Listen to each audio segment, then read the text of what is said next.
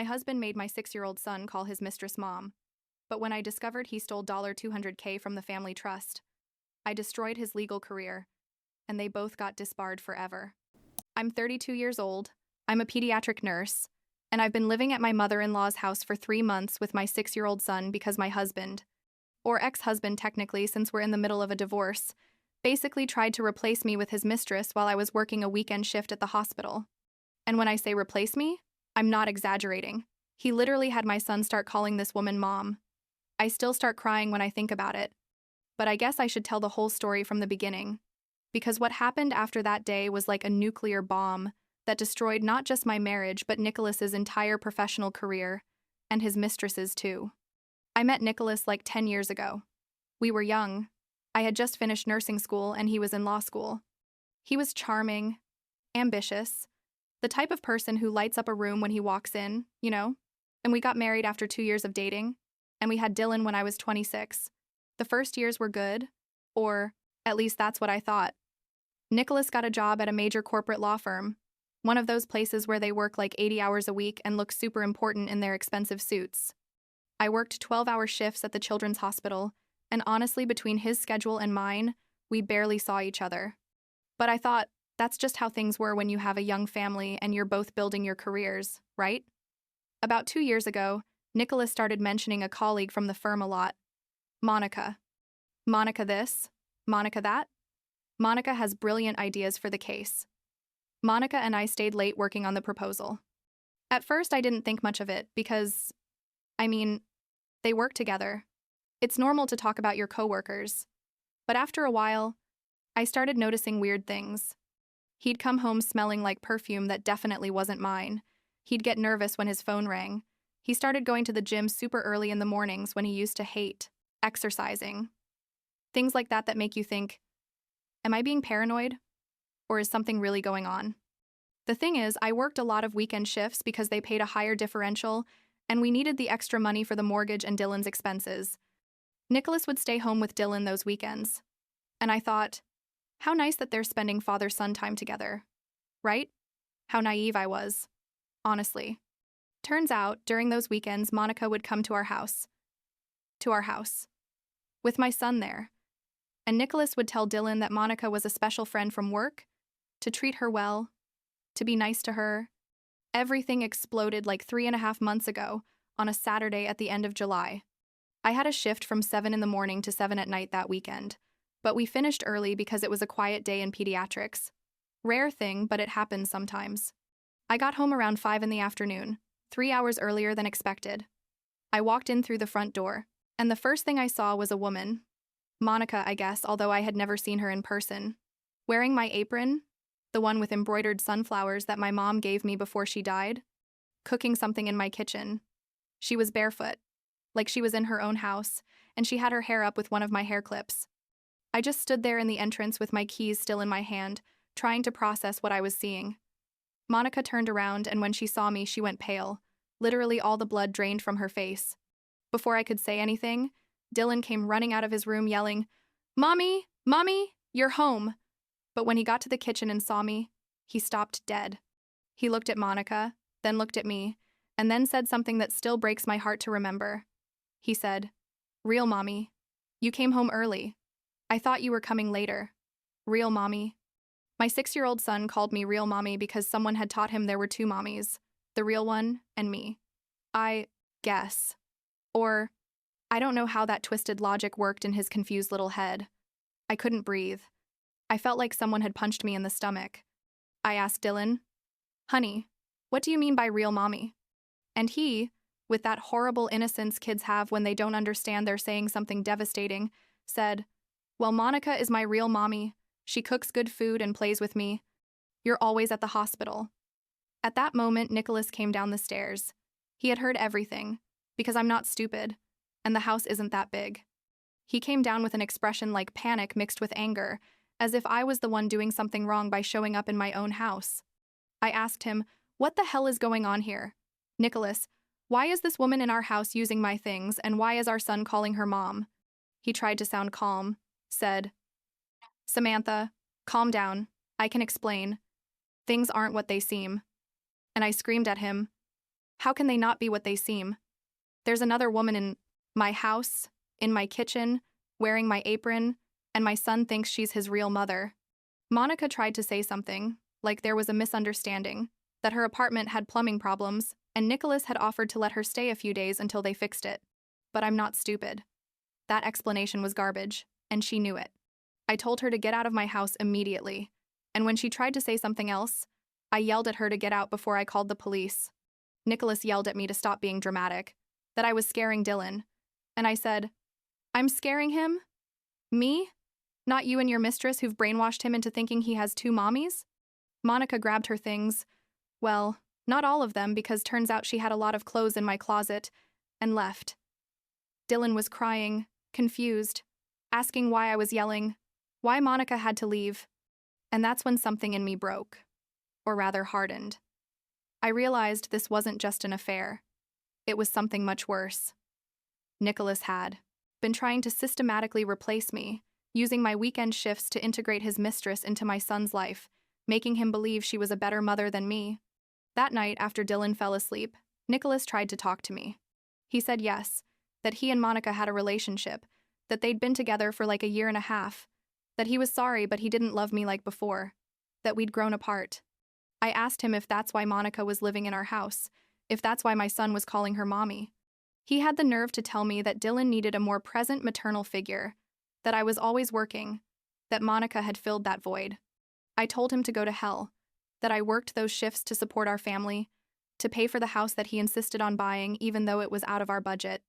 But here's where the story gets more twisted, because turns out I hadn't been completely blind to what was happening. About 3 weeks before that Saturday, I had started seriously suspecting something was wrong. Nicholas had been acting super weird with his computer, closing it abruptly when I walked into the room, changing the passwords to all his accounts. One night, while he was in the shower, I checked his laptop because I couldn't take the anxiety anymore. I found a hidden folder with documents that had nothing to do with his work cases. There were bank statements from an account I didn't know about, an account Nicholas had opened like 2 years ago without telling me anything. In that account, there were large movements, withdrawals of thousands of dollars. There were also documents for a property, an apartment downtown that was in Nicholas and Monica's names. In both their names, they had bought an apartment together. And the worst part, what really made me feel nauseous, were the statements from the family trust fund that Nicholas's mom, Ruth, had established for him when his dad died like 10 years ago. Nicholas had been withdrawing money from that trust fund, large amounts, and according to the documents, it looked like he was using it to finance his life with Monica. The apartment, trips, expensive restaurants, he had even bought a car for her, a brand new BMW. All with money from the trust fund that was supposed to be untouchable, except for education, health, and family emergencies. I took everything. I took photos with my phone of every document, every bank statement, every email I found where he and Monica talked about the apartment and about how eventually I would accept the divorce, and they could be together openly. There was a particularly disgusting email where Monica told Nicholas that Dylan was getting very attached to her, that the kid had told her he wished she was his real mom because she made better food than me and wasn't always tired. Nicholas responded saying that was exactly what they wanted.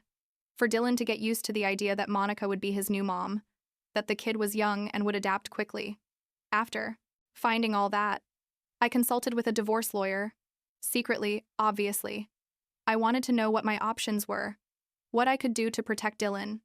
The lawyer told me I had a very strong case for full custody, given that Nicholas was exposing Dylan to his mistress and trying to alienate him from me.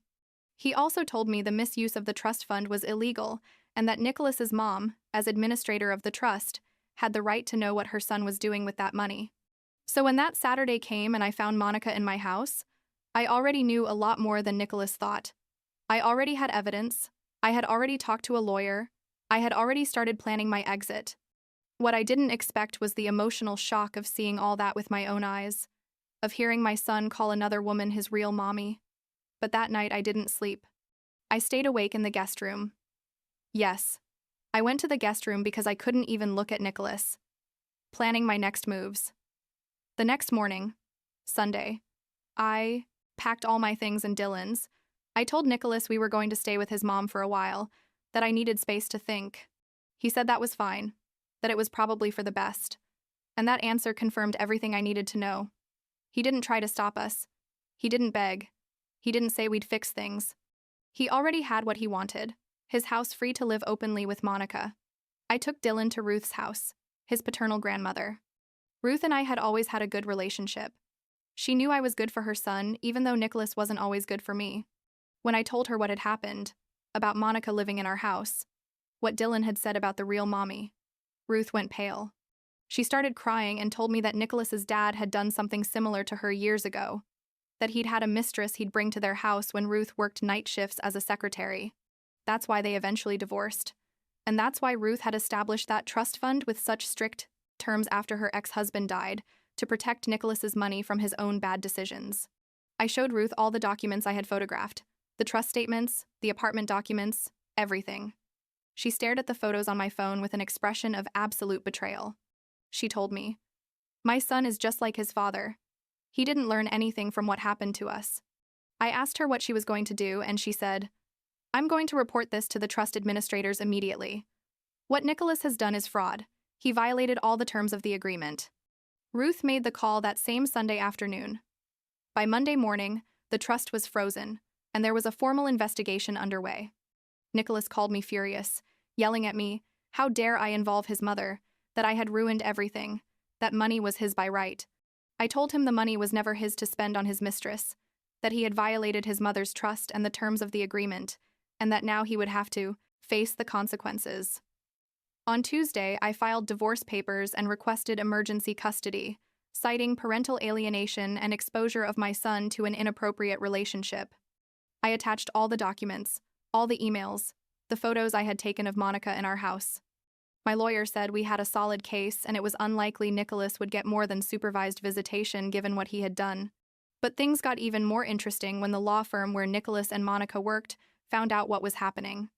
Turns out they have super strict policies about relationships between employees, especially between partners and associates, which is what Nicholas and Monica were.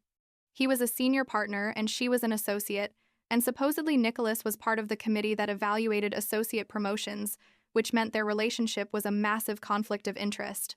Someone from the firm, I never found out who, but I think it was one of the other partners who had always had problems with Nicholas, filed a formal complaint. The firm launched an internal investigation to determine if Nicholas had given preferential treatment to Monica, if there had been exchange of favors, basically if he had used his position to benefit their relationship. And oh surprise, they found that yes. Monica had received much better case assignments than other associates at her level. Nicholas had pushed her candidacy to become partner when she didn't even qualify yet. And there was evidence they were sharing confidential case information outside the office. By the end of August, like 3 weeks after I moved in with Ruth, there was a preliminary hearing for Dylan's custody. The judge heard testimony from the child psychologist, who had started seeing Dylan, who explained that my son was showing clear signs of parental alienation, that he had been manipulated into believing I was a bad mother because I worked a lot, and that he needed intensive therapy to repair his relationship with me. The judge also heard about Monica living in our house, about Dylan calling her mom, and about the emails where Nicholas and Monica planned to replace me in my son's life. The judge gave me temporary primary custody, with Nicholas having only supervised weekend visitation. Nicholas was furious. He tried to argue I was making everything up, that I was using Dylan as a weapon, but the judge didn't believe him. There was too much evidence, too many testimonies, too many things Nicholas couldn't explain. Meanwhile, the firm's investigation kept moving forward. In September, they discovered Nicholas hadn't just given preferential treatment to Monica, but had also used confidential client information to make personal investments, including the apartment he'd bought with Monica. They had used privileged information from a real estate case to buy the property before it went on the public market. That wasn't just a violation of internal policies anymore, it was potentially illegal. The firm put Nicholas and Monica on administrative leave while they finished the investigation. Nicholas kept blaming me for everything, saying I had destroyed his career out of revenge, that I was a bitter and resentful person, but the truth is he destroyed himself. I just exposed what he was doing. Ruth was devastated by her son's behavior. She kept telling me she was so sorry, that she never thought Nicholas would be capable of something like this. Dylan started therapy with a psychologist specialized in parental alienation. The first sessions were brutal, because my son really believed I was the bad one, that I worked a lot because I didn't want to be with him, that Monica was better because she played with him and made cookies with him on weekends. The psychologist worked with him to help him understand that I worked to take care of him, that loving him meant making sure he had food, a house, clothes, everything he needed. It was a slow and painful process. In mid-October, the firm completed their investigation. They found definitive evidence that Nicholas had violated multiple policies and potentially laws about use of confidential information. Monica had also been involved because she had used the information for personal benefit. On October 23rd, a Friday I'll never forget, the firm fired Nicholas and Monica, both of them. They terminated their contracts immediately for violation of professional ethics policies and misuse of confidential client information. Nicholas called me that night, screaming that I had destroyed his life, that because of me, he had lost his career, his reputation, everything. I told him he had destroyed his own life when he decided to cheat on me, steal from his mother's trust fund, expose our son to his mistress, and use confidential information to enrich himself. That I hadn't done anything except protect myself and Dylan. He hung up the phone, and I didn't hear from him for 2 weeks. The next thing I knew was that the State Bar Association had opened their own investigation because the firm had reported the ethical violations. Nicholas and Monica could lose their licenses to practice law permanently. Disbarred. All their education, all those years of law school, the student debts they're probably still paying, everything thrown in the trash because Nicholas couldn't keep his marriage and his career separate. The trust administrators determined Nicholas had seriously violated the terms of the agreement. They didn't just cut off his access to the money. They demanded he return everything he had withdrawn inappropriately. We're talking about like $200,000. Since he no longer has a job and can't practice law while the Bar Association investigation is ongoing, he has no way to pay that. Ruth told me they're going to put a lien on the apartment he bought with Monica. They're going to force him to sell it to recover the trust money. Monica moved out of the apartment in November. Turns out the desert plumbing problems story was always a lie. She never had problems in her apartment. It was just the excuse Nicholas had told her to use if anyone asked why she was in our house. Apparently, Monica is also facing legal consequences because she participated in the use of confidential information, and her family is furious with her because she ruined her career for a married man. Dylan has improved so much with therapy. He doesn't talk about Monica as his real mommy anymore. In fact, a few weeks ago he called me mommy, without any additional qualifier, and I almost started crying right there. He still sees Nicholas on weekends, but the visits are supervised by a social worker, and the psychologist says Dylan is starting to understand that what happened wasn't okay, that Nicholas used him to hurt me. The divorce is moving forward. My lawyer says I'm definitely going to get primary custody. Nicholas will be able to have visitation, but it'll probably continue being supervised for a while. I'm also going to keep the house, because Nicholas can't pay the mortgage without his job at the firm, and with all the money he owes from the trust, he has no way to maintain the property. He has to sell the apartment anyway to pay what he owes, so basically he's going to end up with nothing. Ruth has been my lifeline through all this. She tells me she's proud of me for being strong, for protecting Dylan, for not letting myself get walked over. She's ashamed of Nicholas, says she failed as a mother because her son turned out just like his father. I tell her it's not her fault, that Nicholas is an adult who made his own decisions, but I know it hurts her deeply to see her son repeat his ex-husband's mistakes. Last week, Ruth and I were looking at houses in a better neighborhood, with better schools for Dylan. With the money I'm going to receive from the divorce and with Ruth's help, we're going to be able to make a down payment on a new house. A new place to start over. Without the memories of Nicholas and Monica in my kitchen. Without having to walk past the room where I found all those traitorous emails. Dylan asked me yesterday if Daddy was going to live with us again. I told him the truth. That no, that Daddy and I aren't going to be married anymore, but that he'll always have Daddy in his life, just in a different way. He thought about it for a moment and then said, "It's okay, Mommy. I like living with Grandma and you. It's weird, but it's okay." And that, I guess, is progress. My boy is healing. He's starting to understand that what happened wasn't normal or okay. I don't know what's going to happen with Nicholas and Monica long term. I've heard rumors that the Bar Association investigation is going to result in suspension of their licenses, maybe permanent in Nicholas's case because the violations were so serious. Part of me feels sorry for him, because he really threw his whole life away, but a bigger part is angry because he almost destroyed the relationship with our son in the process. Dylan is going to have to deal with this for the rest of his life. He's going to have to process in therapy how his father tried to replace his mother, how he manipulated him to say and believe horrible things about me. Ruth told me something last week that stuck with me. She said, "Some men think they can have everything. The wife at home, the mistress in secret, the respect of their colleagues, the love of their children, all without consequences. But life doesn't work that way. Eventually everything collapses, and they have to face what they did. Nicholas is facing everything now. Every lie, every betrayal, every selfish decision. And although part of me still remembers the man I fell in love with 10 years ago, I know that man doesn't exist anymore. If he ever really existed at all." Last night, after putting Dylan to bed, I sat in Ruth's living room, drinking tea, and thinking about everything that's happened these last few months. 3 months ago, my life was completely different. I was married, living in my own house, thought I had a future planned out. Now I'm living with my mother-in-law, in the middle of a divorce. My son is in therapy, and my son's father lost his career and his reputation. It's surreal to think how everything can change so fast, how one afternoon you can come home early and discover your whole life was a lie, but there's also something liberating about all this. I no longer have to pretend everything is okay. I no longer have to ignore the signs that something was wrong. I no longer have to carry alone the weight of supporting a family while my husband built a parallel life with another woman. Now I can focus on Dylan, on making sure he's okay, that he grows up knowing he's loved and that what happened wasn't his fault. The other day, Dylan and I were making cookies in Ruth's kitchen, and he told me, "Mommy, I like when you cook with me. I like being with you." And I bent down to hug him and said, "I also like being with you, my love. You're the best thing that's ever happened to me." And he hugged me tight and said, "I love you, Mommy. Just that. I love you, Mommy. Not real Mommy, not the other Mommy, just Mommy." And in that moment, I knew we were going to be okay, that no matter all the chaos and pain and betrayal, we were going to come out of this stronger.